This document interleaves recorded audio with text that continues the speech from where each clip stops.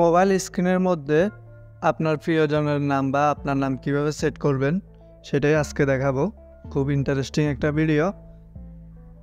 কোনো প্রকার স্ক্রিপ্ট না করে ভিডিওটা শেষ পর্যন্ত দেখতে থাকুন। যারা আমার চ্যানেলটা এখনও সাবস্ক্রাইব করেন নাই অবশ্যই সাবস্ক্রাইব করে পাশে থাকা বেল আইকনটি অন করে দেন। তো চলুন সম্পূর্ণ প্রসেসটা দেখাই কিভাবে করবেন। এটা করার জন্য আমরা আমাদের ফোনের সেটিং অপশনে আসব। সেটিংস অপশনে আসার পর একটু নিচে স্ক্রল করে আমরা লক স্ক্রিন নামের একটা অপশন দেখতে পাচ্ছি। এটা আপনারা আপনার মোবাইল থেকে খুঁজে নেবেন। তো আমরা লক স্ক্রিনের উপর ক্লিক করব। ক্লিক করার পর এখানে নিচের দিকে আসব। নিচের দিকে আসার পর এখানে দেখতে পাচ্ছেন লক স্ক্রিন লক ফরম্যাট অপশনে আমরা ক্লিক করব। ক্লিক করার পর এখানে দেখতে পাচ্ছি আমাদের ক্লক যে ঘড়ির টাইম আছে ওই ঘড়ির টাইমের ফরম্যাটগুলো এখানে আছে।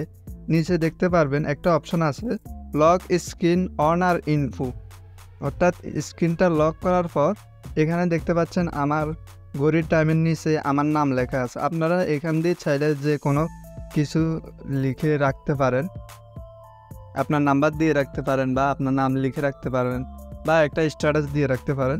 খুবই ইন্টারেস্টিং কিন্তু। তো এটা করার জন্য লক স্ক্রিন অন আর ইনফো এটাতে ক্লিক করবেন।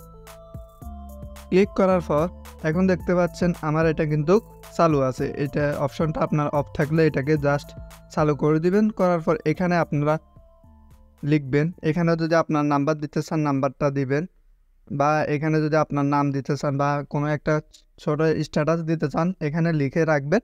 লিখে ওকে দেওয়ার পর আমি দেখাচ্ছি, আমি আমার নাম লিখলাম, লিখার পরে এখানে ওকে দিচ্ছি।